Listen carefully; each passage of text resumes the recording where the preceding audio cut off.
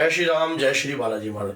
कैसे जाने कि आपके ऊपर कोई पुराना तंत्र है। कई बार तंत्र अभी का होता है और कई बार पुराना तंत्र होता है, पीढ़ियों से चलता आता है। वो तंत्र हमारी पीढ़ी में ऐसे फैल जाता है जैसे एक संक्रामक रोग की तरह, और जब तक हमें इस बात का पता लगता है तब तक तो बहुत समय बीत चुका होता है। तो उस तंत्र की काट कैसे होगी, कैसे हम इस चीज को जान सकते हैं कि आपके ऊपर तंत्र है। कई बार तंत्र करने वाला व्यक्ति भी मर जाता है और करवाने वाला व्यक्ति भी मर जाता है, और जिसके ऊपर हुआ होता है वो भी चला जाता है। लेकिन क्या तब भी वो तंत्र रहता है? क्या तब भी वो तंत्र आपकी पीढ़ियों पे चलता है? तो आज की वीडियो बहुत ज्यादा लाभकारी है। अगर वीडियो आपको लगती है कि जनहित और कल्याणकारी वीडियो है तो 10 लोगों तक जरूर शेयर कीजिए। क्या पता कोई भाई किस मुसीबत में है और तंत्र से रोगग्रस्त है और उस चीज समस्या को झेल रहा है, और इस वीडियो से बहुत ज्ञान प्राप्त होने वाला है आपको। और अगर वीडियो अच्छी लगे तो लाइक और चैनल को सब्सक्राइब जरूर करना। और क्या होता है कि इस वीडियो को एंड तक बने रहना, तभी कुछ आपको समझ में आएगा। देखिए, तंत्र आज से नहीं, आदि अनादि काल से चलता आ रहा है। आज से नहीं है तंत्र। तंत्र के जो दाता है वो दत्तात्रेय जी हैं, भगवान शिव ही हैं वैसे तो। और दत्तात्रेय जी, फिर उसके बाद जो है तंत्र एक रहस्य के रूप में जो है हर व्यक्ति के पास जो है फैल जाता है, और धीरे धीरे धीरे जो तंत्र है अच्छाई में भी चलाया जाता है और बुराई में भी चलाया जाता है।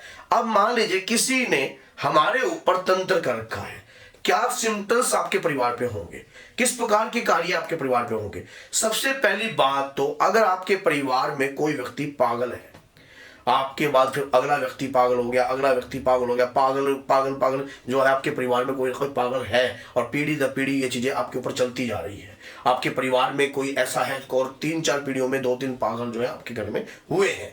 ये कई बार व्यक्ति इसको सोच लेता है कि जो है पीढ़ी की बीमारी है, कोई जनिक बीमारी है। ऐसा नहीं है।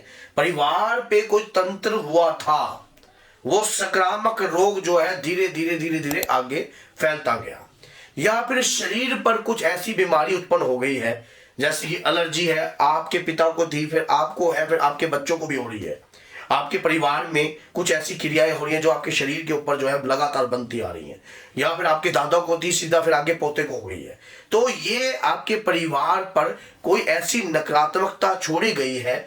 देखिए, जब कोई चीज करी जाती है या किसी भी व्यक्ति के ऊपर, आजकल तो सोशल मीडिया का जमाना है, एक दूसरे की वीडियो देखकर व्यक्ति समझने लग जाता है। लेकिन पहले जो तंत्र है वो काफी लंबे समय से चलता था। तो क्या है, तंत्र जो है वो जो व्यक्ति जानता था और उस वक्त का किया हुआ तंत्र, घायल, मुठवार, ये काफी प्रक्रियाएं जो है चलती थी। तो व्यक्ति के शरीर पर या किसी के घर पर जब वो चीजें लगती थी या प्रभाव डालती थी, तो तंत्र में मरने वाला व्यक्ति जो तंत्र के कारण मरा है, तो वो भी परिवार में रोगग्रस्त होकर परिवार को ही सेधता है, परिवार के ऊपर ही भारी पड़ता है। तो आप फिर किसी ऐसी चौकी पे जाते हो जहां पर वो व्यक्ति कहता है कि आपके परिवार के ऊपर तंत्र तो है, आपके परिवार के ऊपर जो आपके पितृदोष भी है। क्यों? किसी ना किसी कारण अगर आपका बुजुर्ग तंत्र के तहत मरा है तो भी वो पितृ और प्रेत दोष में गिना जाएगा, और क्योंकि वो चपेट में आया है, उस चीज की चपेट में आया है, लगा है, उसके तहत उसकी मृत्यु हुई है, तो आपके परिवार में वो दोष उत्पन्न हुआ है। उसके बाद परिवार में आगे बीमारियां चलती गई हैं, परिवार उभर नहीं पा रहा। पहले आपका नाम बिकता था, आपके दादे परदादों का नाम बिकता था और उनका काफी अच्छा काम था। उसके बाद धीरे धीरे धीरे धीरे धीरे आप ऊपर से लेकर डाउनफॉल में जाते गए जाते गए जाते गए। आज ऐसी नौबत है कि रोटी के भी लाले पड़े हुए हैं। ये पीढ़ी पर चला हुआ क्रिया है, पीढ़ी के ऊपर हुई भी क्रिया है।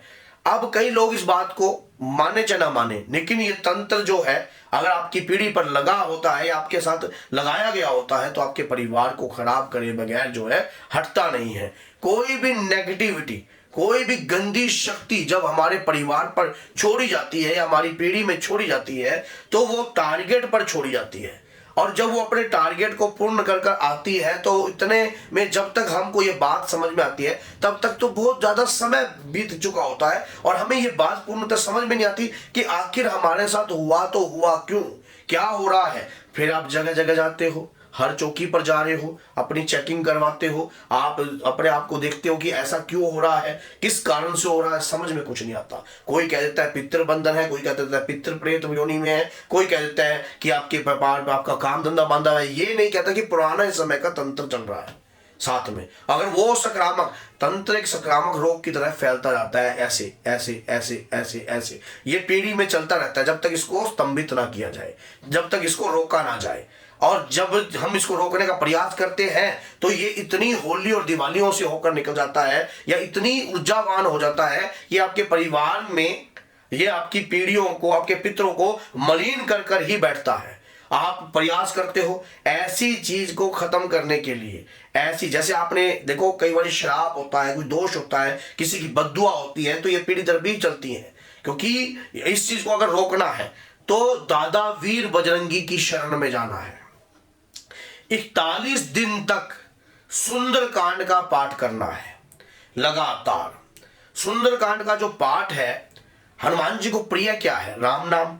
आप जब 41 दिन तक सुंदरकांड का पाठ आप करोगे अपने घर के अंदर, तो हनुमान जी उस चीज से प्रसन्न होंगे। और प्रसन्न होने के बाद एक ही डिमांड रखनी है कि मेरे घर में अगर तंत्र मंत्र या कोई श्राप या कोई बद्दुआ या कुछ भी है तो हे प्रभु मुझे उससे मुक्ति दिलाइए। मैं शरणागत बनकर आपकी शरण में आया हूं और शरण पड़े की लज्जा रखिए प्रभु। जैसे ही आपने इस प्रकार की प्रार्थना दादा वीर बजरंगी के सामने आप करोगे और सुंदरकांड का अति सुंदर पाठ जो है दादा वीर बजरंगी को सुनाओगे, आपके ऊपर लगी हुई कोई भी चीज होगी वो खंड होने लग जाएगी। फिर आप सोचोगे कि वो चीज एकदम से हट गई क्या, अभी हट गई क्या, मेरे ऊपर कितने % रह गई है?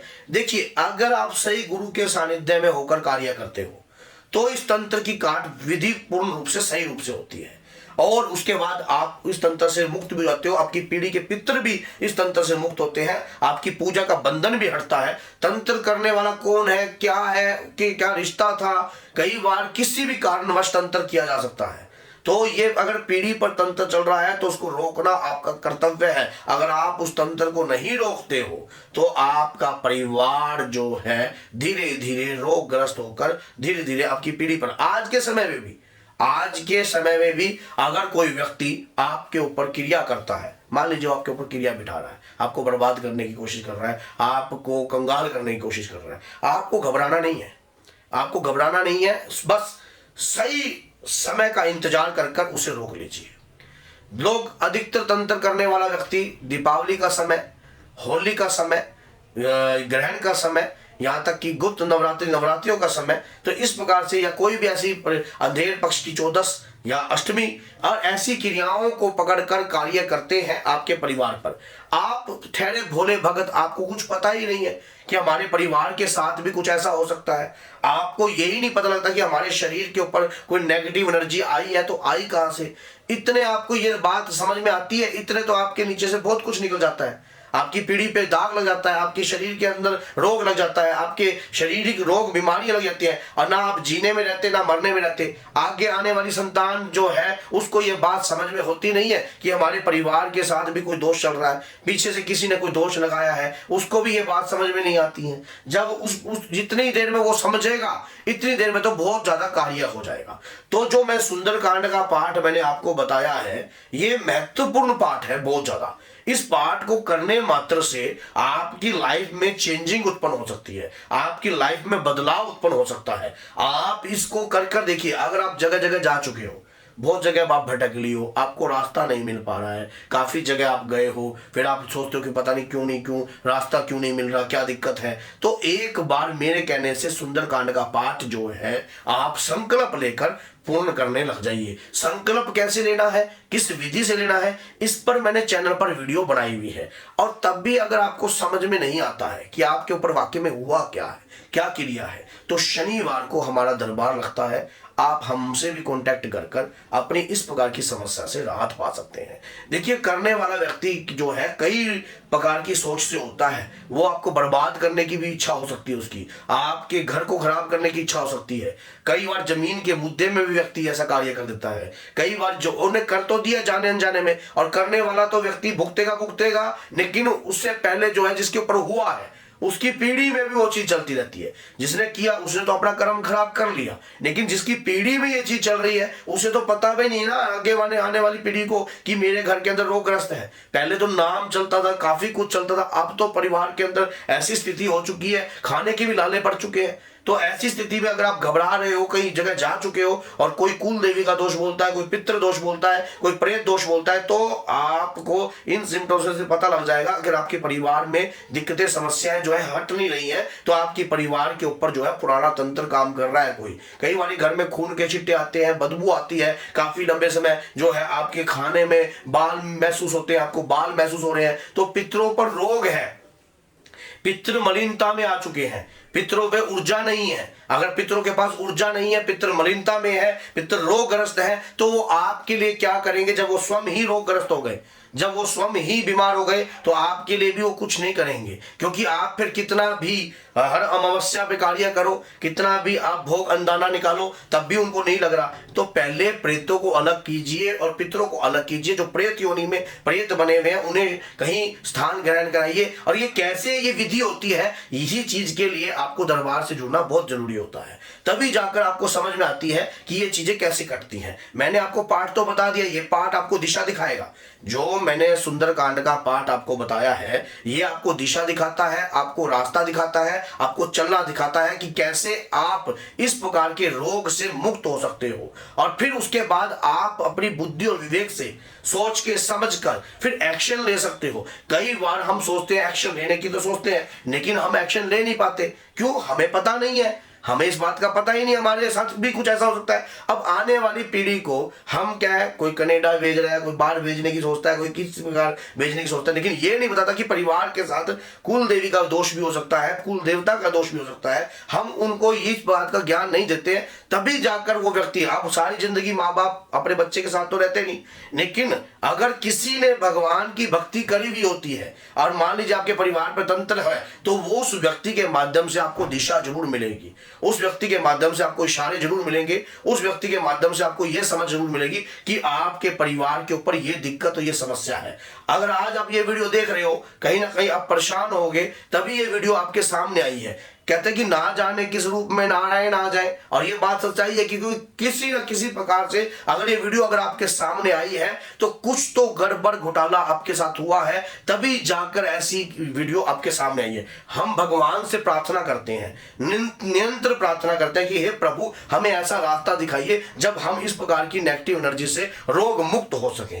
तो वो हमें किसी न किसी रूप में आकर जो है रास्ता जरूर देते हैं। आज ये वीडियो आपके सामने प्ले हो गई है, तो वीडियो को अगर आप एंड तक देख रहे हो, तो ये बात याद रखना, समझ और बुद्धि और विवेक ये मिलेगा आपको सुंदरकांड के पाठ से। सुंदरकांड का पाठ राम स्तुति लगाकर कंटिन्यू करना स्टार्ट कर दीजिए। 41 डेज तक करना चाहिए। अब कोई व्यक्ति सोचेंगे क्या लेडीज के लिए 21 दिन तक का है, लेडीज 21 दिन तक कर सकती है। उसके बाद फिर दोबारा अगर आपको मौका लगे, अपनी महामारी के पूर्ण होने के बाद जो है, उसके बाद फिर आप 21 दिन फिर कर दीजिए। हनुमान जी जरूर आपको रास्ता दिखाएंगे। सिर्फ मनोकामना यही रखना कि हे दादा वीर बजरंगी, मुझे जो है दृष्टि दीजिए, समझ दीजिए, ताकि मैं हर नकारात्मकताओं को समझ सकूं और पहचान सकूं, और मेरे घर से रोग बीमारी दोष जो है मैं दूर कर सकूं। अगर ये वीडियो आपको लगती है लाभकारी और जन कल्याण के लिए हितकारी है, तो 10 लोगों तक इस वीडियो को जरूर शेयर कीजिए, ताकि सामने वाला व्यक्ति भी इस वीडियो को देखने के बाद अपनी बुद्धि और विवेक से घर की नकारात्मकताओं को खत्म करने का रास्ता चुन सके।